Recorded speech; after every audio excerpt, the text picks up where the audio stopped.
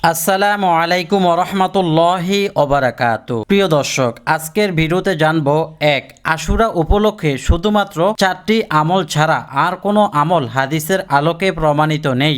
সে আমলগুলো কি কি? 2, আশুরা উপলক্ষে কিছু মুসলমান আছে যারা না জেনে না বুঝে অন্ধবিশ্বাস করে এমন 6টি আমল তারা করে থাকে যে আমলগুলোর সাথে কোরআন ও হাদিসের কোনো সম্পর্ক নেই। সে আমলগুলো কি কি? দর্শক, এই দুইটি বিষয়ে জানার পূর্বে আমি আপনাদেরকে অনুরোধ করব ভিডিওটি প্রচারের জন্য একটি লাইক দিবেন। পরবর্তীতে এমন ভিডিও পাওয়ার জন্য আমল টিভি চ্যানেলটি সাবস্ক্রাইব করে পাশে থাকা বেল বাটনটি চেপে রাখবেন। তাহলে চলুন ভিডিওটি শুরু করি।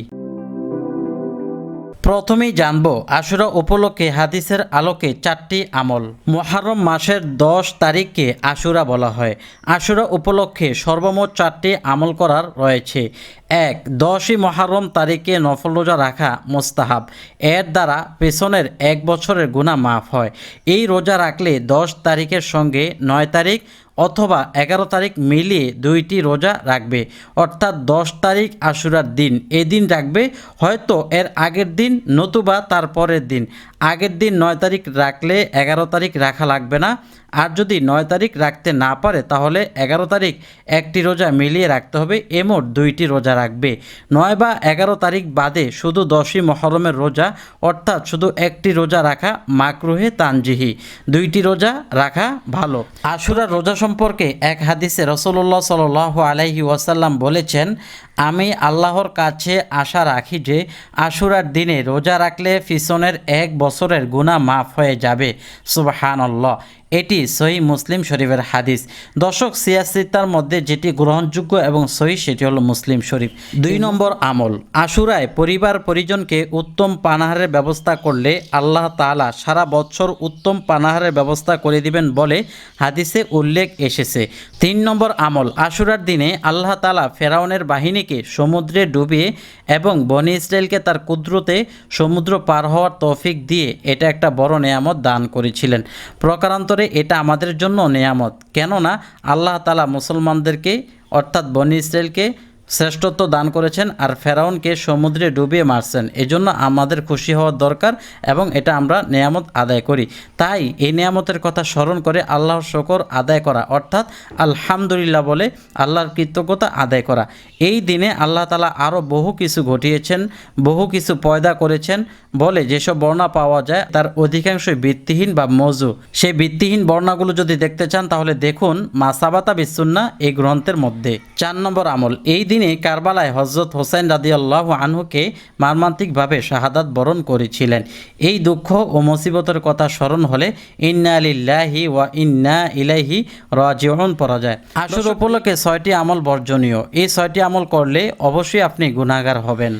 1, মসজিদ সাজিয়ে একত্রে সবাই ইবাদত করা এবং খাবার খাওয়া। দর্শক দেখেন, এইরকমভাবে অনেকেই আশুরার রাতে মসজিদ সাজিয়ে ইবাদত বন্দেগীতে লিপ্ত হয়।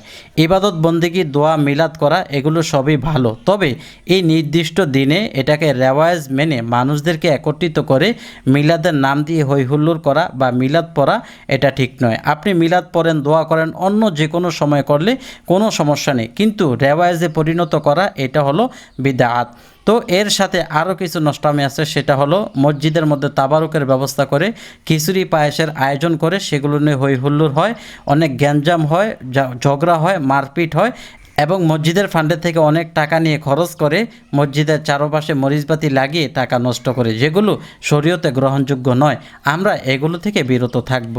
2 নম্বর যে প্রচলিত আমলটি সেটি হলো মিছিল তাজিয়া বের করা। বিভিন্ন রাস্তাঘাটে মিছিল বের করে থাকে, এটি সম্পূর্ণ শরীয়ত বিরোধী। এই সমস্ত কাজ থেকে হেফাজত থাকতে হবে। 3, শিরনি বা খিচুড়ি সবাইকে বিলিয়ে দেওয়া। আশুরা উপলক্ষে অনেকেই বরকত মনে করে সিন্নি বা খিচুড়ি সবাইকে বিলিয়ে দেয় এবং নারী পুরুষরা একসাথে হয়ে টাকা উঠিয়ে সেটাকে জটলার মতো করে ফেলে, অর্থাৎ আমাদের দেশে যে প্রচলিত পার্টি দেওয়া হয় এভাবে পার্টির মতো করে হই হুল্লোড় করে এই সিন্নি ও খিচুড়ি বেগানা নারী পুরুষরা মিলে আশুরার দিনে খাওয়া দাওয়া করে, যা সম্পূর্ণ শরীয়ত বিরোধী। এগুলো থেকেও হেফাজতে থাকতে হবে। 4 নম্বরে বুক চাপড়ানো। হোসেন রাদিয়াল্লাহু আনহুকে স্মরণ করে কিছু মুসলমান আছে যারা নাকি কারবালার ইতিহাসকে স্মরণ করে, অর্থাৎ কারবালায় যেভাবে হোসেন রাদিয়াল্লাহু তাআলা আনহুকে প্রহার করেছেন, মর্মান্তিকভাবে নিহত করেছেন, সেগুলো স্মরণ করে তার মতো করে এখনকার যুগে এখনকার সময়ে কিছু মুসলমান আছে নিজের বুকে নিজে চাপড়ায় রক্তাক্ত করে।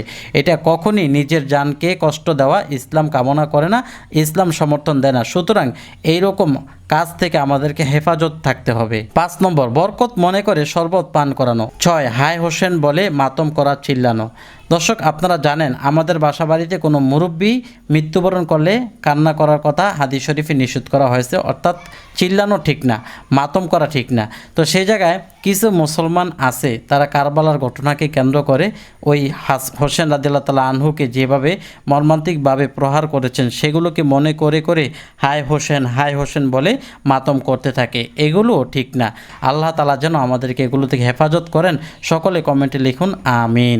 দর্শক, পুরো ভিডিওটি ভালো লাগলে অবশ্যই একটি লাইক দিবেন। পরবর্তীতে এমন ভিডিও পাওয়ার জন্য আমল টিভি চ্যানেলটি সাবস্ক্রাইব করে পাশে থাকা বেল বাটনটি চেপে রাখবেন। আসসালামু আলাইকুম ওয়া রাহমাতুল্লাহ।